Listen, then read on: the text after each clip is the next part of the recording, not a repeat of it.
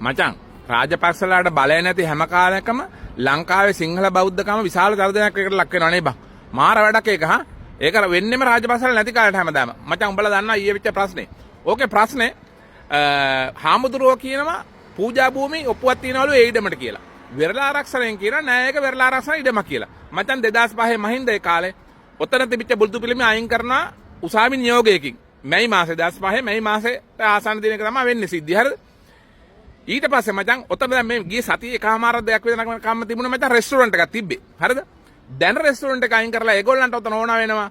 ඔය හාමුදුරුවෝ ඒ පන්සලේ කිට්ටුවින් තියෙන පන්සලේ හාමුදුරුවන්ට ඕන වෙනවා ඔතන මොකක්ද අර මේ ළමයින්ගේ මොකද්ද මේ ඉස්කෝලයක් හදන්න. හරි පෙර පාසලක් හදන්න. හරිද? ඊයේ රෑ මචං රෑ 10ට කොළඹින් ගිහිල්ලා බලංගොඩ කාශ්‍යප කියන හාමුදුරුවෝ එයා තමා මචං අර ගෝල්පේස් එකේ පන්සලක් හදන්න ගිහලා මහින්දේ කාලේ පොලිස් ජීප් එකට කලෙන් ගඳන් කියලා ජීප් එකට දාලා අරන් යන්නේ. අන්නේ පොර තමයි. හරිද? එයා කොළඹින් කට්ටියක් අරන් ගිහිල්ලා එහෙ ගිහිල්ලා ත්‍රිකුණාමලයට ගිහිල්ලා තකාණි රෑ 10ට බුදු පිළිමයක් තියෙනවා. උඹලා හිතපල්ලා චුට්ටක්. ඕක බෞද්ධ කමඩත් නිගාරුවක් නෙමෙයි. බුදුහාමුදුරන් කරන නිගාරුවක් නෙමෙයි දෙයියනේ ඕක. හිතපල්ලා චුට්ටක් රෑ 10ට බුදු පිළිමයක් තියෙනවා කාටත් හොරෙක්. මොන කැත වැඩක්ද ඔය? කොයි ආගමේ කෙරුවත් කැත වැඩේ. කතෝලිකද මුස්ලිම්ද දෙමළද මොරක්කයද මොකද කියලා නෑ ඔකට. තේරුණා? සිංහලයද මුස්ලිම් එකද කියලා නෑ ඔකට. හරි? කැත වැඩේ නම් කැත වැඩේ. කොටින්ම කියනවා නම් මේ ආණ්ඩුවේ මහජන ආරක්ෂක ඇමතිවත් කොන්ද පාලන හරියට පාර්ලිමේන්තුවේ ගිහිල්ලා මගුලක් කියන ඉඳගෙන. හරිද? ඒක කෙරුවා නම් කෙරුවා. ඒ පොලිස් නිලධාරීන් අමාරුව දාන්න නැතුව මෙහෙම උසාවි නියෝගයක් කරවිලා තියෙනවා. ඒ උසාවි නියෝගයේ හැටියට අපි ක්‍රියා කරුවා කිව්වා නම් ඉවරයි. ප්‍රශ්නේ එතනින් ඉවරයි. හරිද?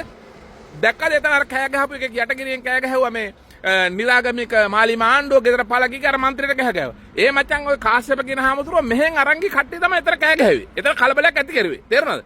එහෙම නැතුව එතන මිනිස්සු කලබල ඇති කරුවේ නැහැ. පොලිසිය කලබල ඇති කරුවේ නැහැ. අපි වීඩියෝ තිබිච්චා සෑහෙන වීඩියෝ ප්‍රමාණයක් අපිත් දැක්කා. හරිද? අනිත් එක තමයි මම කියන්න ඕන පාර්ලිමේන්තුවේ මේ රිලාසිරි යටගිරියෙන් කෑ ගහන බුදු පිළිම සම්බන්ධ. අර ලොහාන් රත්තරන්ලා ඒ කාලේ 2015 කාලේ මං හිතන්නේ බුදු පිළිමයක් හදද්දී මුන් සද්ද නැට්ටක් දෙපරන්ද ගහන හිටියේ උන්. හරිද? ඒ වගේම තමයි කවුද? හෙටරපුහාමි පාලන බලයේ හිටපු පක්ෂයේ 2015 යහපාලන ආණ්ඩුවේදී පාස්කු ප්‍රහාරය වෙලා දැන් අවුරුදු 10කට පස්සේ මාලිම ආණ්ඩුව පත් වුණාන් පස්සේ මාලිම ආණ්ඩුවට කියනවා කෝ පාස්කු ප්‍රහාරය ඇල්ලුවද කියලා අහනවා. ඇයි හෙටරපුහාමි ඔහෙටත් අර මේ විමල යුරවංශ පෙන්න බුලියු මේ කාලේ එන්න ඇතිනේ. ඔහෙට තිබ්බනේ කියන්නේ ඉදිරිපත් කරන්න මේ මටත් මෙහෙම ලියුමක් ඇවිල්ලා තියෙනවා උඹලා පල්ලියේ යන්නේ මම පරිසරයෙන් පළයලා කියලා. ඔහෙ කිව්වෙත් නෑ නේ කාලේ. හෙටරාපුවාම අපි ඔහගේ කතෝලිකකම ගැන දැන් හොඳට දැනගෙන තමයි අපි ඔහෙට කඩේ ගිහිල්ලා ඔහෙලට කඩේ ගියා අපි වෙනසලා මාලිමාට ආවේ. අමතක කරන්න එපා ඒ ටික හෙටරාපුවාමි. තේරුණාද? අපි ඔහෙලට තමයි කඩේ ගියේ කලින්. දැන් ඒක වෙනස් කරලා මාලිමාට සපෝට් කරන්න ගියේ ඔහෙලා ඒ කරන්න ඕන වැඩේ ඒ වෙලාව කරපො නැති හින්දා. හරිද? ඒ වගේම තමයි කැතයි ඇත්තටම ලැජ්ජයි හිරිකිතයි ලංකාවේ ආයේ ජාතිවාදයේ ආගම්වාදයේ අවුස්සලා ඔය ලස්සන රට නැති කරන්න උත්සාහ කරන්න එපා දෙයියනේ.